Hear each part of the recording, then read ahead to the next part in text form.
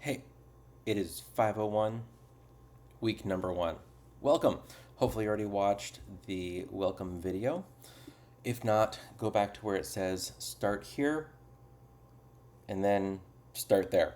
Uh, if you did watch that video, congratulations. You likely already looked at all the resources, student support services, learned about the writing studio. Make sure that you have looked at and have access to our textbook, The Google Infused Classroom, by two of my good friends, actually, Holly Clark and Tanya Avrith.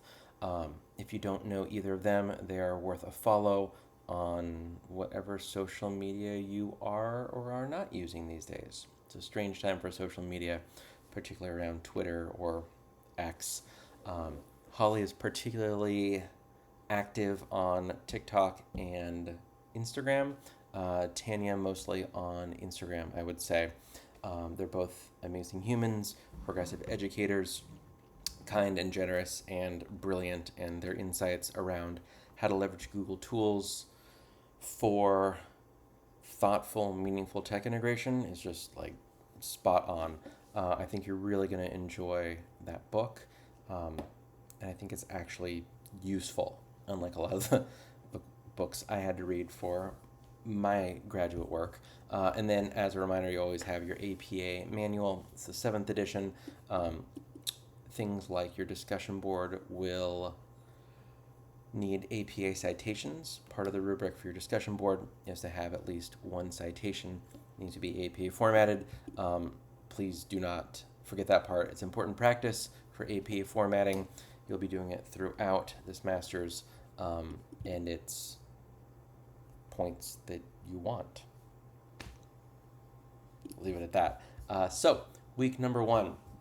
For the content, the tool we're looking at this week is Blogger, used for writing a blog. Name says it all. There's a couple great introductions about the Google Infused Classroom on the week 1 content videos that Holly and Tanya created, which is fantastic. Like I said, they're amazing, generous humans. So you're going to read the first 28 pages of their book, Google Infused Classroom. It connects with what we're talking about this week. There is the Jamboard. If you don't know Jamboard, there's an embedded YouTube video on the week 1 content. You're going to add a sticky note to the week 1 Jamboard, and there's directions on that. I'm not going to read over the whole thing. I want to make sure to look way ahead at both assignment number 7 and 8 for weeks 7 and 8. At the bottom of the week 1 content, there's a link to look at units 1 and 2. Strongly encourage you to look at those first 2 units for the Google Educator Level 1 certification exam. That is a mouthful. You're going to be taking that test during week 8, and the expectation is you're doing a little bit each week. You do not want to wait until week 8 to start going through all the resources and things to learn in Google Educator Level 1 materials. And that's put on by Google for Education. It's just something we link to, and it's definitely something you're going to want to add to your CV, to LinkedIn, to your website, to a resume if you need to add it to that. And then at the bottom of the week 1 content, just looking ahead to TPAC to know what's coming up next week. The other thing, as we look at the upcoming assignments, you're going to want to think ahead, not with this first Blogger assignment. This is really just an introductory one, but thinking about what that lesson plan might look like in week 7, because the previous 4 assignments are going to feed into that week 7 5th assignment. So if you can think of a way to tie those together, that would be fantastic. So let's take a look at the discussion board. Your discussion board initial post is due Thursday with a citation APA formatted, Thursday by midnight, and then 2 thoughtful replies to peers Sunday by midnight. And that there's just a prompt. It's Austin Kleon is being interviewed. He's a great follow on Instagram. His newsletter is actually fantastic. Yes, I'm suggesting you sign up to get more emails in your life. Really good. He puts one out every Friday, and I continue to be inspired by the way he thinks about creativity, about teaching others, about sharing how he learns and how he kind of thinks. He's a good follow. So the topic is around that and about sharing your work and how that kind of works for you. Talks about student work, and that leads pretty well, I think, into assignment number 1.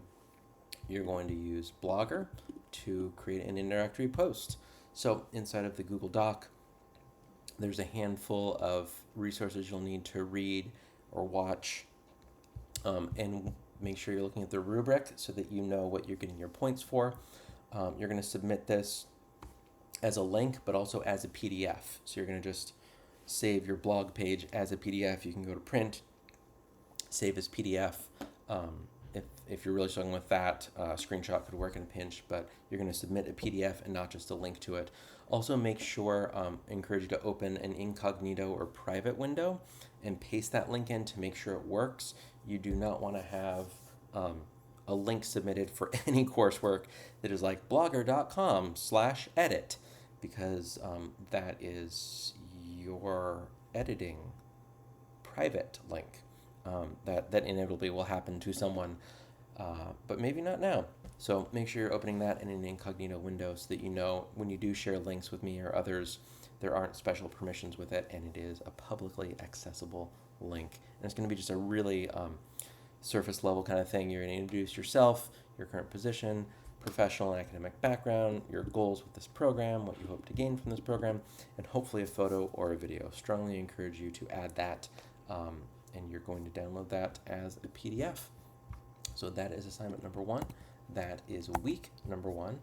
If you have any questions, please reach out. Otherwise, looking forward to what you're sharing in week number 1.